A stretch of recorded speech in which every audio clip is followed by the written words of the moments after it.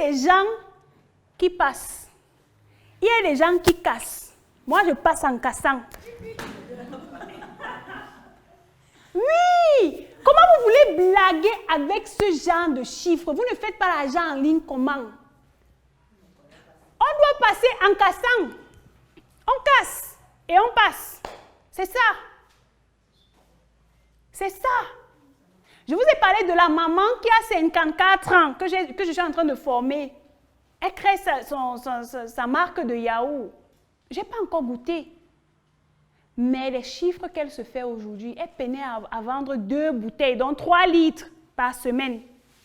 Aujourd'hui, elle est en train d'ouvrir sa yaourtière. Est-ce que vous comprenez ça? Donc, vous voyez le pouvoir d'Internet. Moi, j'étais en Chine. Elle était au Gabon. J'ai commencé à la former. Je ne l'ai jamais vue. Peut-être l'année prochaine, quand je vais organiser ma tournée, je vais la rencontrer. Je ne l'ai jamais vue. C'est ça le e-commerce. C'est ça Internet. C'est ça le digital. Je forme des personnes qui sont au Canada, aux États-Unis, en France, en Angleterre. Je ne les ai jamais vues.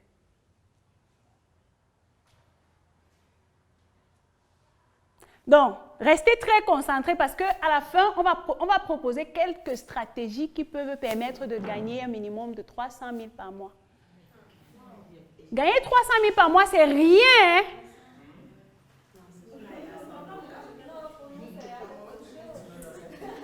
Mais vous êtes des blagueurs ou quoi? 300 000 par mois, c'est comme ça.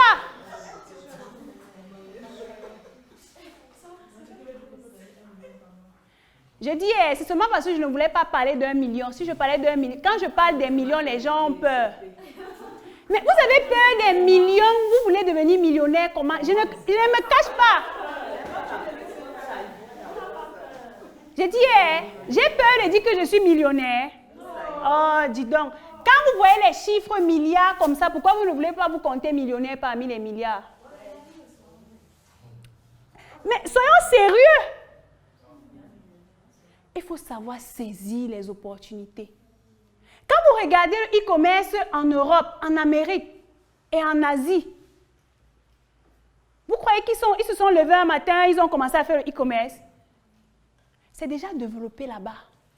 Attendez, je vous dis quelque chose. Quand je voyageais, dans notre vol, on était à peine 40 Noirs.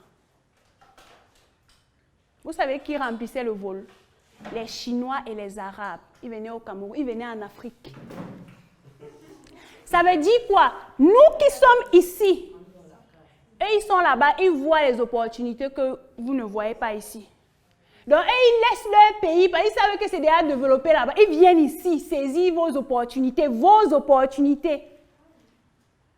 J'étais choquée, j'étais même scandalisée.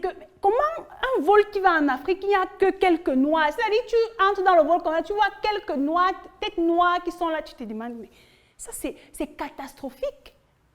Les gars viennent nous piller ici complètement. C'est toujours pareil. C'est-à-dire que, les amis, il faut vraiment qu'on ouvre les yeux. Il faut vraiment qu'on ouvre les yeux. Le e-commerce est tout un marché qui est inexploité en Afrique. Je ne veux même pas parler de concurrence. Il n'y en a pas. Il n'y en a pas. Vous êtes en Europe ou en Chine, par exemple, tu restes dans ta chambre, tu commandes la tomate, on vient te livrer. Ici, c'est possible. Quelques personnes qui font même encore, je vais dire ça comment?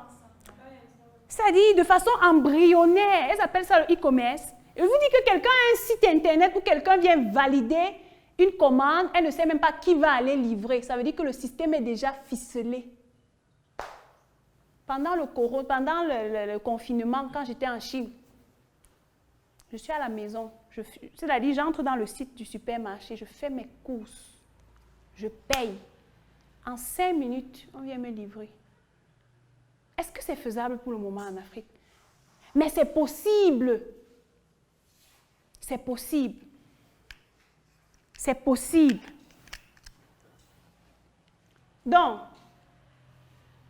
et quand on remarque qu'aujourd'hui, presque la moitié du monde est connecté. En Afrique, 26% de la population a déjà accès à Internet. On va dire 26%, c'est petit, mais l'Afrique compte combien de personnes? C'est un gros marché.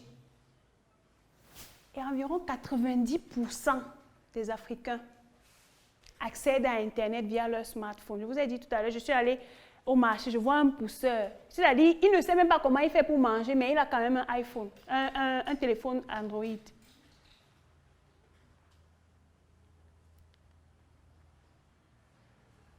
Et vous savez combien de temps les gens passent sur leur téléphone par jour, par mois? C'est-à-dire que tu es là dans le texte, quelqu'un ne sait même pas dire bonjour. Tu fais quoi sur le téléphone si tu ne vends pas? Tu es venu rire au monde. Mon frère, je suis dépassée. Tu es venu rire sur la terre. C'est-à-dire que quand je vois ça... Mais est-ce que c'est que les gens, pendant que tu es en train de rire, je suis en train de valider mes commandes sur mon téléphone? Bien sûr! Bien sûr! Bien sûr, il faut rire en vendant. C'est-à-dire que quand tu prends ton téléphone, tu dis que vraiment, l'argent, si l'argent c'est même quoi? Tu es content. Hein? Faisons attention, hein, il y a un gros marché. Il y a un gros marché.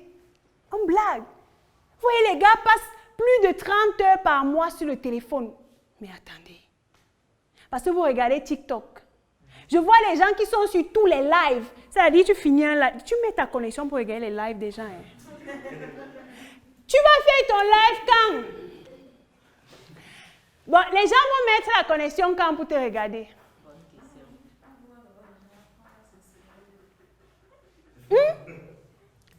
Les gens vont payer 500 et multiplier leur data pour te regarder quand? Pour acheter sur tes statuts WhatsApp quand?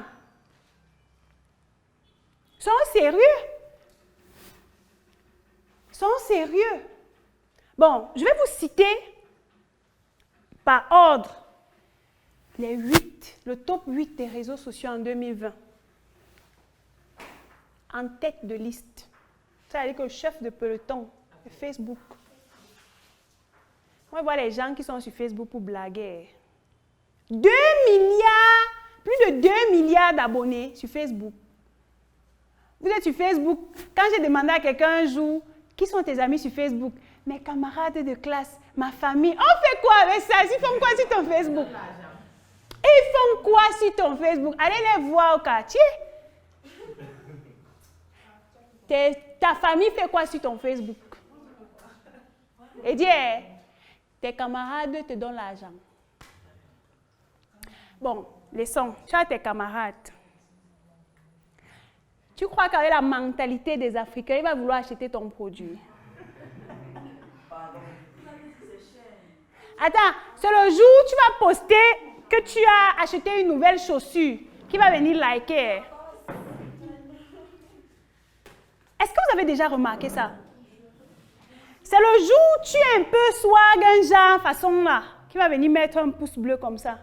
Mais tente de dire que eau de Javel en vente. Oh, dis donc. Tu vas chercher le like comme ça là. C'est-à-dire, tu cherches le like, tu ne trouves pas. Parce qu'il y a des gens qui sont anti-progrès. Ton camarade ne te donne pas l'argent. Ta famille ne va pas te donner l'argent que tu veux. Il y a une dame qui m'a contactée, elle me dit d'Assise. Mon mari fait la ligne de Dubaï. Je dis OK.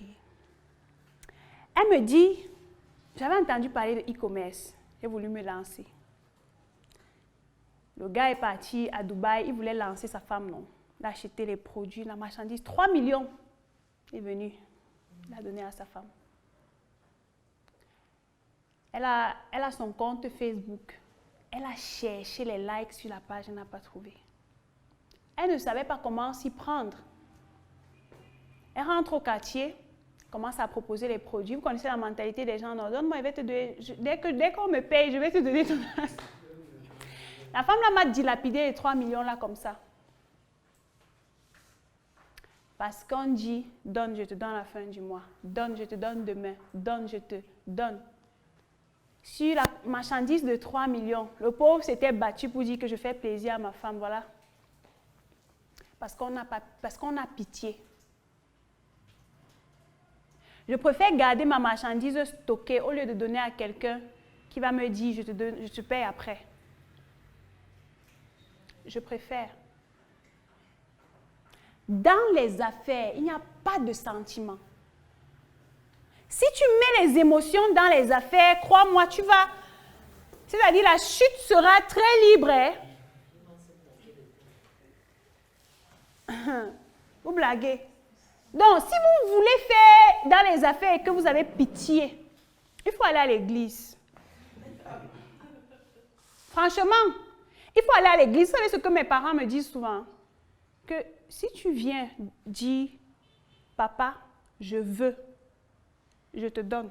Donc, si tu dis, papa, je veux 100 francs, il te donne 100 francs. Mais si tu dis, papa, prête-moi, il te donne et avec intérêt. Et il te donne le délai, tu vas rembourser son argent et vous signez.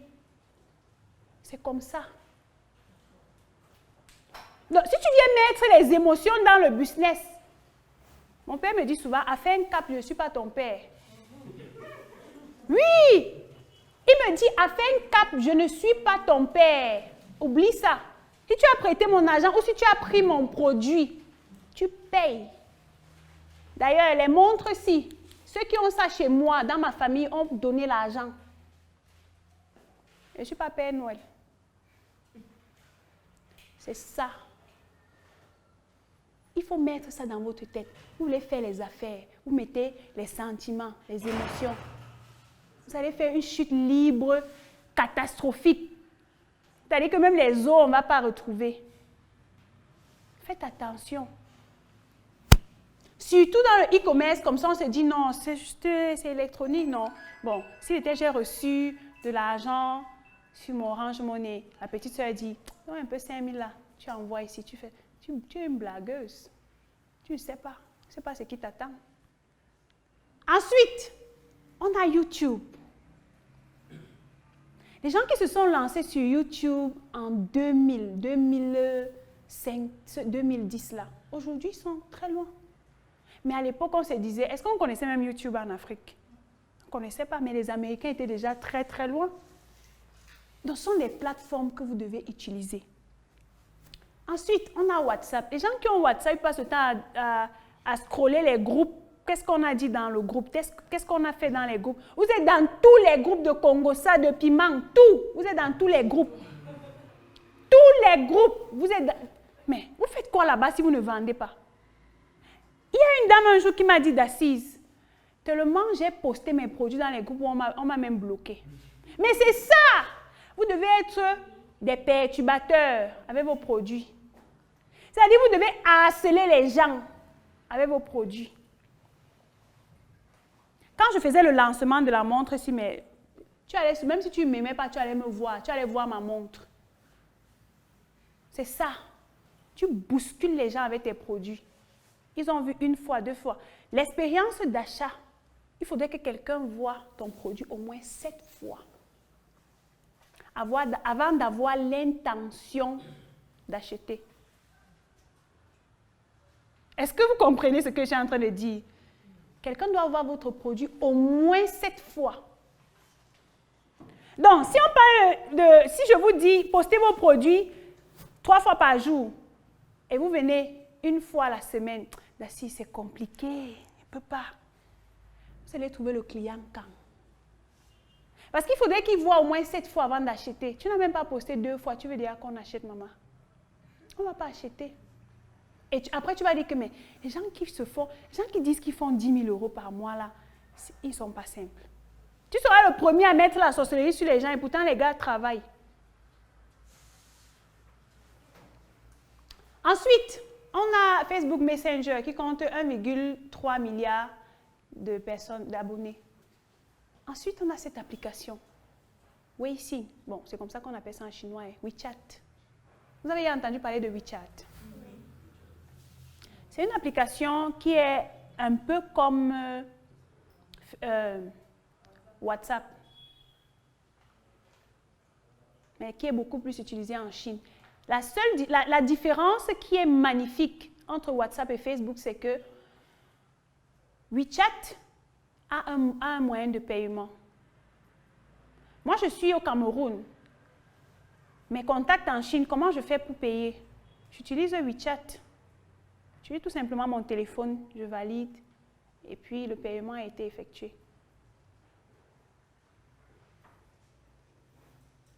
Il y a également la possibilité de se connecter à WeChat à partir du Cameroun. C'est vrai que ça devient de plus en plus compliqué. Il y a 2 ans, c'était très facile. Mais maintenant, c'est vraiment compliqué de se connecter à WeChat. Sauf que vous ne pouvez pas connecter un moyen de paiement. Vous ne pouvez pas mettre votre carte bancaire à partir de l'Afrique.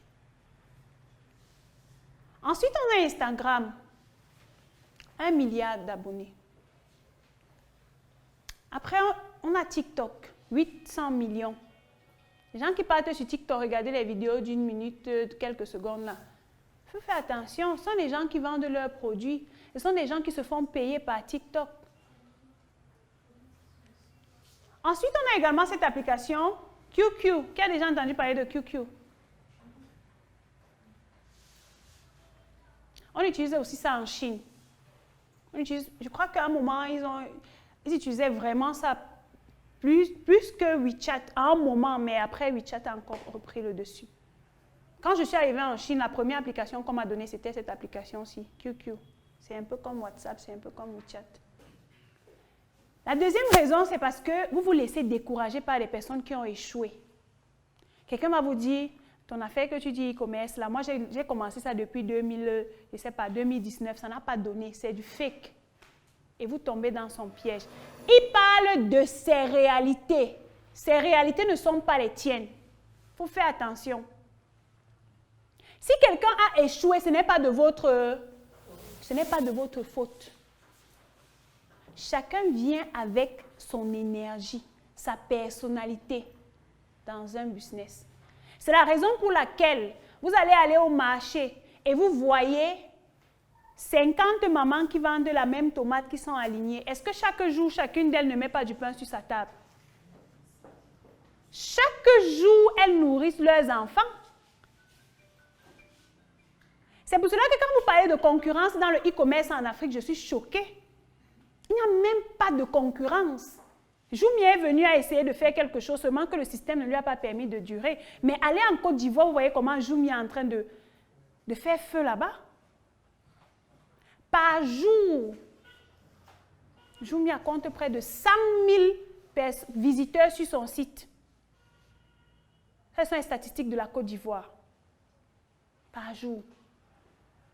Imaginez que chaque personne, chaque visiteur sur le site passe 10 minutes. Et parmi les 100 000 personnes qui visitent le site, disons seulement 50 000 achètent. Ça fait combien? Ce sont les gens qui sont quittés d'ailleurs pour venir.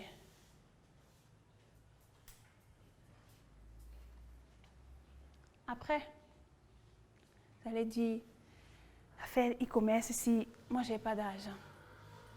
Sauf que tout à l'heure, on a parlé de dropshipping. Voici un fournisseur ici. Vous n'avez pas besoin d'un financement pour vous lancer dans le dropshipping. Vous connaissez quelqu'un qui vend quelque chose que vous pouvez vendre? Oui.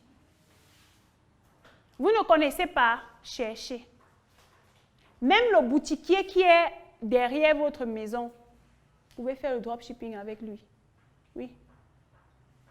Quand je vous dis que je me suis lancée dans les affaires à l'âge de 13 ans, c'est qu'à un moment, tellement je cherchais les astuces pour me faire de l'argent, au point où j'ai repéré une maman qui faisait les croquettes quelque part.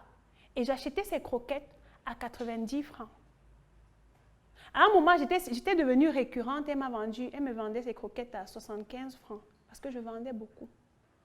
Je prenais, imagine, si tu prends 10 paquets, elle te vend à 75 francs, tu revends à 100 francs.